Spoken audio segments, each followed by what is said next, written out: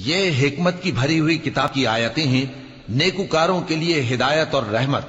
وہ جو نماز کی پابندی کرتے اور زکات دیتے ہیں، اور وہی ہیں جو آخرت کا یقین رکھتے ہیں، یہی اپنے پروردگار کی طرف سے ہدایت پر ہیں اور یہی کامیاب ہیں۔ اور لوگوں میں بعض ایسا ہے جو بیہودہ حکایتیں خریدتا ہے تاکہ لوگوں کو بے سمجھے اللہ کے رستے سے گمراہ کرے اور اس سے ہنسی کرے،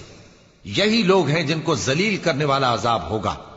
اور جب اس کو ہماری آیتیں سنائی جاتی ہیں تو اکڑ کر منہ پھیر لیتا ہے، گویا ان کو سنا ہی نہیں، جیسے اس کے کانوں میں ثقل ہے۔ تو اس کو درد دینے والے عذاب کی خوشخبری سنا دو۔ جو لوگ ایمان لائے اور نیک کام کرتے رہے ان کے لیے نعمت کے باغ ہیں، ہمیشہ ان میں رہیں گے۔ اللہ کا وعدہ سچا ہے اور وہ غالب ہے، حکمت والا ہے۔ اسی نے آسمانوں کو ستونوں کے بغیر پیدا کیا جیسا کہ تم دیکھتے ہو، اور زمین میں پہاڑ بنا کر رکھ دیے تاکہ وہ تم کو لے کر ڈولنے نہ لگے، اور اس میں ہر طرح کے جانور پھیلا دیے، اور ہم ہی نے آسمان سے پانی نازل کیا، پھر اس میں ہر قسم کی نفیس چیزیں اگائیں۔ یہ تو اللہ کی تخلیق ہے۔ اب مجھے دکھاؤ کہ اللہ کے سوا جو ہستیاں ہیں انہوں نے کیا پیدا کیا ہے۔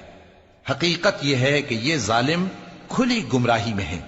اور ہم نے لقمان کو دانائی بخشی کہ اللہ کا شکر کرو، اور جو شخص شکر کرتا ہے تو اپنے ہی فائدے کے لیے شکر کرتا ہے، اور جو ناشکری کرتا ہے تو اللہ بھی بے نیاز ہے، لائق حمد و ثنا ہے۔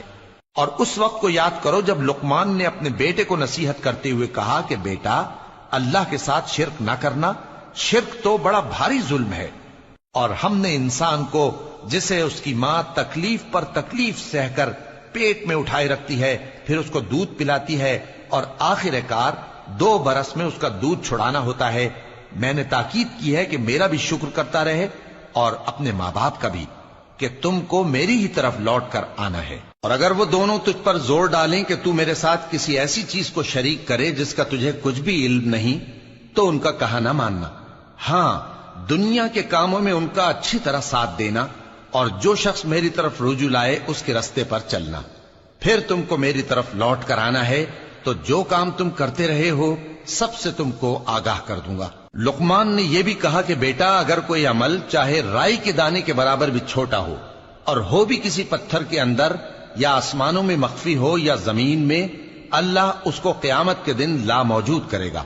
کچھ شک نہیں کہ اللہ باریک بین ہے، خبردار ہے۔ بیٹا، نماز کی پابندی رکھنا اور لوگوں کو اچھے کاموں کے کرنے کا مشورہ دیتے رہنا،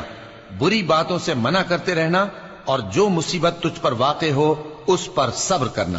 بے شک یہ بڑی ہمت کے کام ہیں۔ اور تکبر کرتے ہوئے لوگوں کے سامنے گال نہ پھلانا اور زمین میں اکڑ کر نہ چلنا، اس لیے کہ اللہ کسی اترانے والے شیخی خورے کو پسند نہیں کرتا۔